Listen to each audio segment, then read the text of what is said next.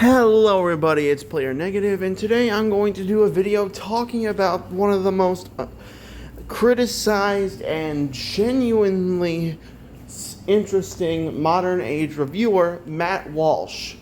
Now, you may remember this guy for being one of the very many people who seem to have some sort of issue with their train of thought when criticizing a masterpiece like Sonic 3. Well, now we're watching a video, and my first thought was, okay, they were paid by Disney to do that. But turns out that's not the case. Take a listen to this. We all know that Disney movies these days are hopelessly woke and basically awful in every way. I'm a narcissist. Weird. And honestly, he started the video off pretty strong. I will agree with him, a lot of Disney movies are a little bit hopelessly woke nowadays and have lost the soul and magic because they're built around making money and having representation while not doing it right. But the thing about this video is that he's dedicating the concept that every Disney villain was right. As someone who thinks the League of Villains from My Hero Academia's acts were justified in a few areas, even I can tell this guy's being screwy and wrong, but let's just hear him out, maybe. Maybe he's got a point in his madness, so let's just hear him out on what he's got to say. And that's why most people think back fondly to, like, the old days at Disney. They pine for the classics. I understand that mentality, but the truth is that even older Disney movies have issues. The problem is that in those films, in many cases, the alleged villains are treated, I think, very unfairly.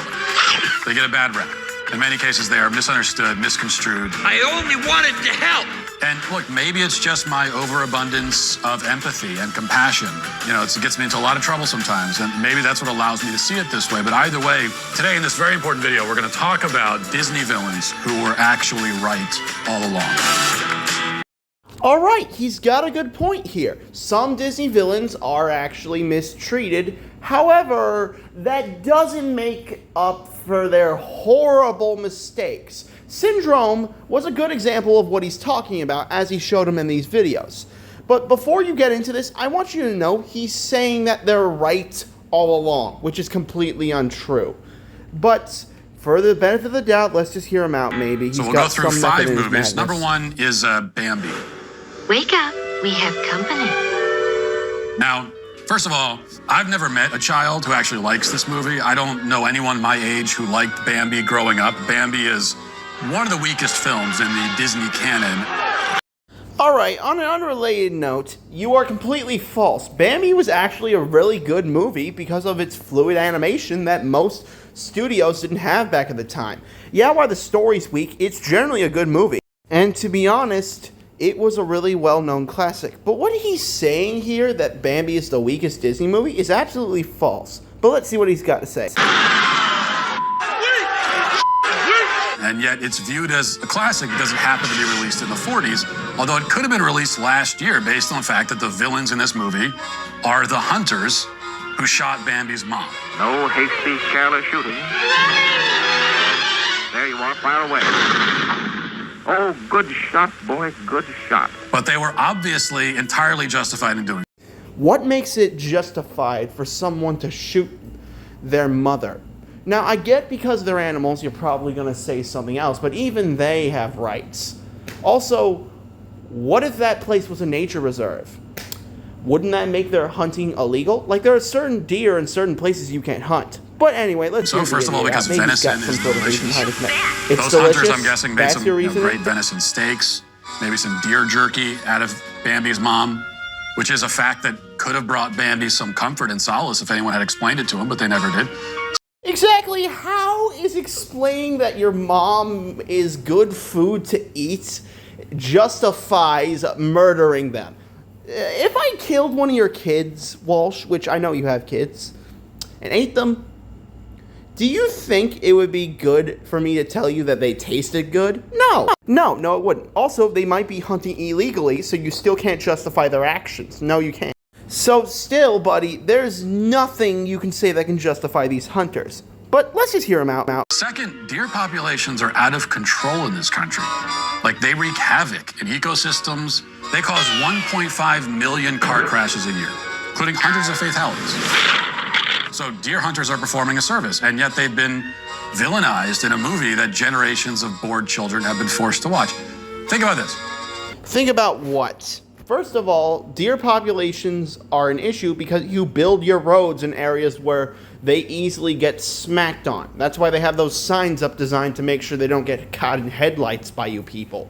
Not to mention, nothing you said so far is justifiable. They're not doing a service. For all you know, they could be hunting in a place that's illegal, like I've said many times before.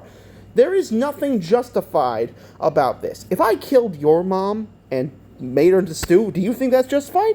No, it's not.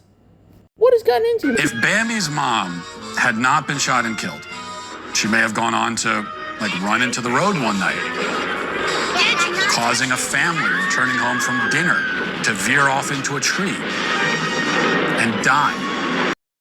First of all, Bambi does not exist in some country area where there's a road. It exists miles and miles in the forest. So, number one, this possibility is very unlikely. These guys, for all you know, could be hunting in an illegal nature reserve where the animals are protected. Number three, you're justifying Disney villains murdering a family member here. That is the most messed up thing in the world. There is nothing right or justified about this. But you could basically excuse everything I said because they're just animals. Which, honestly, I can understand. So, let's move on to the human villains or any other animal villains. Scar from The Lion King is probably a great example of maybe you proving me wrong. Whole family dead. Think about that. Number two is Lion King. Now, I'm not saying that Scar is the good guy in that film. I'm not justifying what he did. Like killing your brother, trying to kill your nephew, is inappropriate. I don't condone it. By God, he's actually making sense. But, inappropriate? That's the term you use? How about messed up, morally sadistic, and wrong? He murdered his own brother for no reason. And don't even get me started on the live-action remake prequel that should have not existed, that downplayed this villain. And to be honest, alright, so you're perfectly okay with other people murdering someone's family member, but when someone within said family kills someone, now you draw the line? Please explain.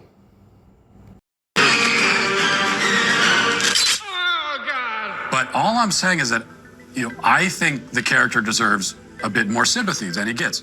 For one thing, his name is Scar. Okay? I don't want to get into the nature versus nurture debate, but when you name your child Scar, you can't complain when he becomes a villain. Especially if we have one kid that you name Mufasa. Yeah, that strong name. Mufasa. You automatically assume if a guy's name is Scar that they're going to become a villain one day. Also, that's not even his actual name. That's just something Mufasa calls him. Because for those of you who don't know, there was a prequel that existed that was actually good back in the day. That was a book made by Walt Disney. And how he got that scar is actually a really interesting story. But I'm not going to tell you to the copyright laws. What'll that make you? A monkey's uncle. So what did you expect? Also, I'm not saying that Mufasa deserves to be thrown off a cliff, but there's a fundamental, moral dishonesty to Mufasa that I always found deeply troubling, even as a child, the first time I saw it. I even said to my parents, there's a fundamental moral dishonesty in this film, Mom and Dad. I said that to them. And here's why. He eats his own subjects. Okay, 1 minute, they're all celebrating the birth of his son. They're bringing gifts or whatever, they're cheering. And the next, they don't show this in the film, but Mufasa is hunting them down and consuming them. First of all, there's actually a moral justification of this called the Circle of Life, where Mufasa literally sits down with Simba and explains that there's a balance to the food chain of how this works, and that the antelope die and become the grass, and the grass eats the antelope, causing a literal circle of life with things. And the big contrast between him and Scar is, nature. And Scar completely disrespects this circle of life and forces all the hyenas to basically eat everything, causing a bloody famine. So you can't justify saying that Mufasa was morally honest when in reality he was being respectful. Yes, he hunted them, but he did it respectfully and humanely. And he hunted the antelope, which, if you've ever seen any form of Lion King media, they're considered literally the lowest of every animal in the entire series. Every other animal's sentient, except them for some reason. And by the way, lions eat their prey alive. That's how lions eat. That's how Mufasa treated his subjects. And then he has the audacity to get all high and mighty towards Scar. Like, you can understand Scar's... First of all, I'm just going to check in here. He only got high and mighty at him because he disrespected his son. You yourself are a father, so you would genuinely understand this if you actually took the time out of your day to actually pay attention and watch the film. And also, realistically speaking, I just explained that Mufasa hunts respectively. Also, they're lions. Of course they're going to kill them alive. That's their nature, but literally every other animal is seen as superior to the antelopes. Like, I'm not joking, literally every other animal is sentient except for the antelopes. So, there's nothing you can say here. Nothing at all that justifies it. resentment. And to make matters worse, they acknowledge it in the movie. So Simba asks his dad, Dad, don't we eat the antelope? they were just at our baby shower and now like we eat them. And that's kind of not cool. And Mufasa says, well, son, that's okay because it's part of the circle of life. When we die, our bodies become the grass, and the antelope eat the grass. Okay, but that is not the same thing at all. That is not an even trade. So give me a break. And also, your body doesn't even become grass, so that's bullshit to begin with. First of all, what he meant by becoming grass is that it decomposes and grows new life. As for plants, because if you don't know, corpses can literally be used as a fertilizer to grow plants. I wish you would understand that.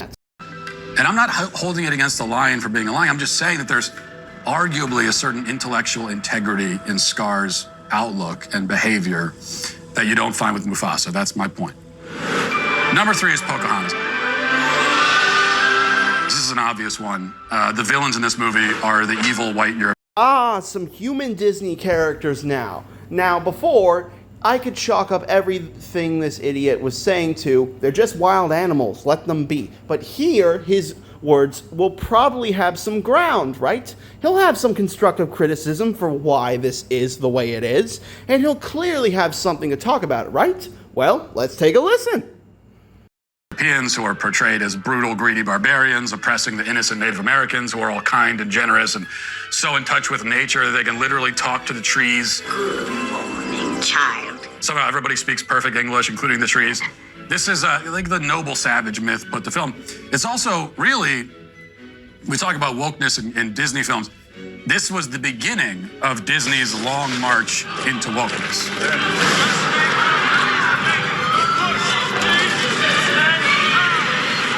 But you could argue that march began with the vegetarian propaganda of Bambi, but in any case, the white settlers in reality were courageous and intrepid pioneers, not villains. Bullcrap right there. For starters, there's no vegetarian stuff with Bambi, and also, they literally killed people, forced their religion on them, destroyed their culture, and committed mass genocide to them in history. Now, Pocahontas, you do have a few points that it's bad, and I genuinely don't like it myself, so I can completely agree with you on certain points. However, what you're saying is absolutely wrong. Those people were genuinely terrible and were only following the rule of a very bad leader who is the borderline definition of prejudice. So, there is literally no ground you have here. No ground at all.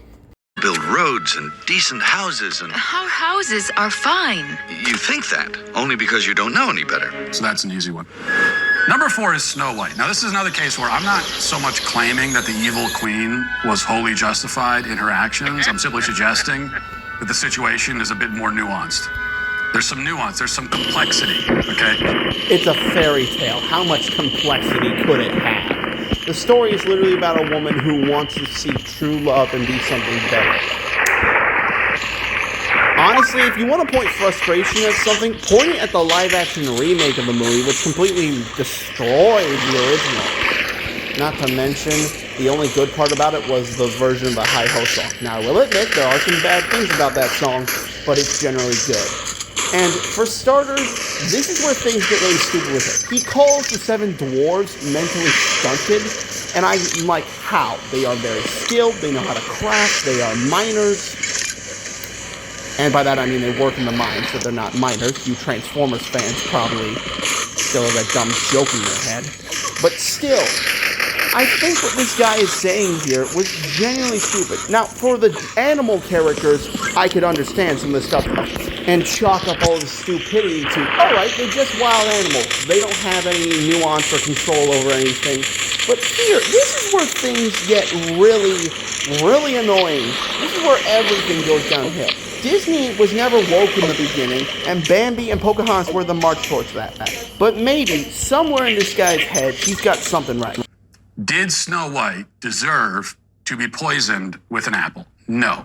But does she also bear some responsibility for eating an apple offered to her by a random old woman who showed up at her window?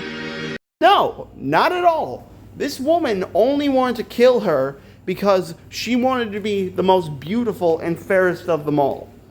She took the apple because she has a genuine sense of innocence and doesn't really see that worst or horrible things in people. And while I do understand there are some issues like her walking to a house uninvited, she does make up for that by cleaning for the dwarves. You genuinely don't know what you're talking about. Yes, absolutely. All alone, my pet? She never even asks, like, who the woman is. Yes, I am. Just the woman shows up at the window and says, hey, do you want an apple? And she never says, who are you? What are you? Why? Excuse me, what the actual are you doing in my house? This woman's walking around the forest, randomly handing out apples. There's no question. No, she particularly wanted to target Snow White just because she couldn't take someone else being more beautiful than her. Not because of any political ship or any magic issues, just because she wanted to be beautiful. That's literally just it. And yeah, she didn't question it because she's genuinely nice to people, and even the worst of people. Like the dwarves were mad at her, but she made up for it by cleaning up the house, something the remake completely screwed up on.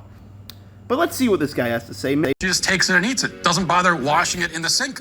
So it's hard for me to feel sorry for her. And for the record, you should never eat anything if the person offering it is laughing while they hand it to you. Never mind if it's an evil laugh. I don't care if it's any kind of laugh. And never mind that they're at your window in the middle of the day for no reason. Not to mention the fact that the whole Snow White fairy tale is really about home invasion and burglary. This woman barges into the home of these clearly mentally disabled old men. First of all, the dwarves are pretty young, some of them anyways. The only ones who are old are some of the ones with beards, and they're not mentally stunted. If anything, they're actually quite high functioning and skilled. The fact they can build really easy with mining materials and make an entire glass coffin in seconds. Not to mention, Snow White, like I said before, makes up for this and literally assists and helps them out of gratitude and the kindness of her heart. Something the remake clearly missed out on.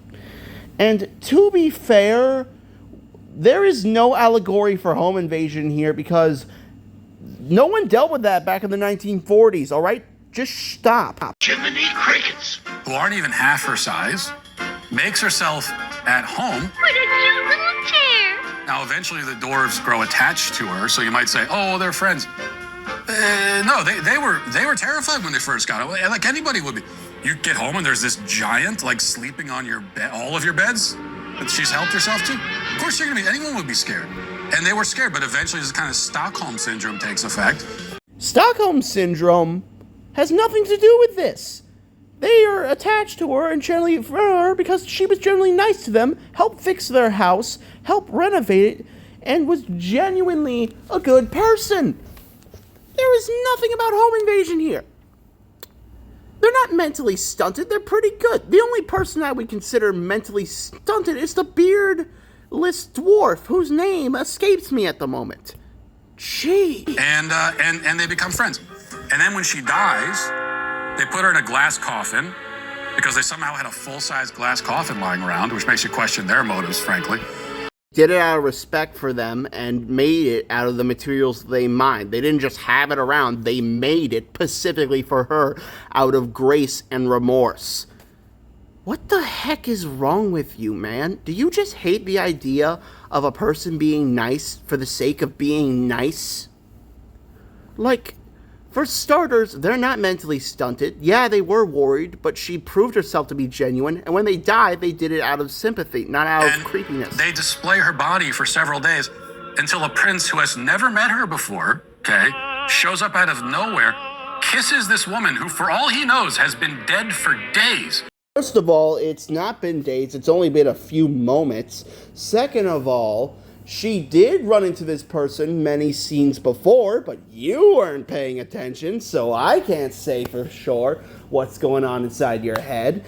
And third of all, it was true love's kiss. She genuinely got to know this person for a short amount of time, but she did care. And this is back when they didn't have like the preservation of the body. Nothing was done to preserve the body. There could be some, there's some decomposing. I mean, yeah. And he starts just kissing this dead woman. It's very dark. It's a very morbid story when you think about it, like an insane person. Which means the evil queen is maybe still evil, but her actions should at least be understood in proper context. And maybe you could argue that she even was an advocate for private property rights, and that's why she was so upset at Snow White. Again, not the reason. She didn't know about the drawers. She just wanted her dead. Yeah, that's one interpretation. Number 5, finally, is Beauty and the Beast. Oh boy, howdy do I got some things to say about this. There is nothing you can say about Gaston that makes him justified. He's sexist, he's an egotistic maniac, and he only sees Belle as a prize and not as a person, and she doesn't get respected for her intelligence or anything. Not to mention, now, we've talked about this before. Even that good looking. I consider it to be one of the most important issues that I discuss. It probably deserves to be the subject of its own documentary. Gaston is the quintessential villain who was actually the hero of the story. Exactly how is he the hero of the story? Please explain. Please explain to me how. Hello, Belle. Bonjour, Gaston. And I will insist on this until my dying breath. We're supposed to hate Gaston from the beginning because why? He's manly and in good shape? He eats a lot of eggs? Is that his crime? No, he's rude, he's sexist, and he genuinely treats Belle like a prize and not a person. Also, she literally gets treated by the town badly because of him. What has he done wrong? It's not right for a woman to read. Soon she starts getting ideas and thinking. God so help me, you have something that justifies that phrase right there. Never explain it. And the anti-Gaston propaganda is laid on thick from the very beginning, but even in spite of that, it's clear who the real protagonist is. We see Gaston early in the film. What a pleasant surprise. Right? He's dressed to the nines. He visits Belle to propose marriage. Say you'll marry me. And he's obviously an advocate of traditional marriage and the nuclear family. He even says that. He makes a pitch for the nuclear family, traditional marriage to Belle. He's explaining. We'll have 6 or 7. Dogs? No, Belle. Strapping boys like me. First of all, he lacks all the qualities you just mentioned, Walsh. Second of all, he's full of himself. And notice how he explained only boys. What would happen if he had a daughter? You think he would be respected at all? She would respect him? No, not at all. The movie literally spells it out for you that he's an egotistical maniac who cares about only one thing, himself.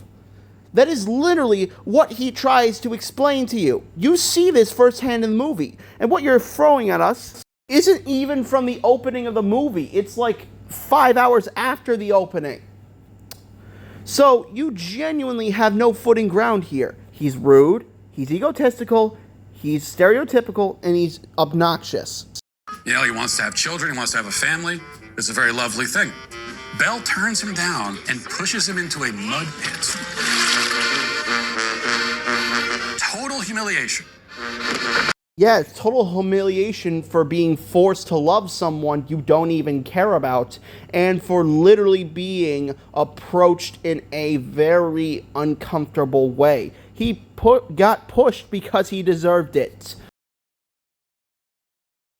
And yet by the end, Gaston is still willing to risk his life to rescue this woman who humiliated him from the clutches of a beast.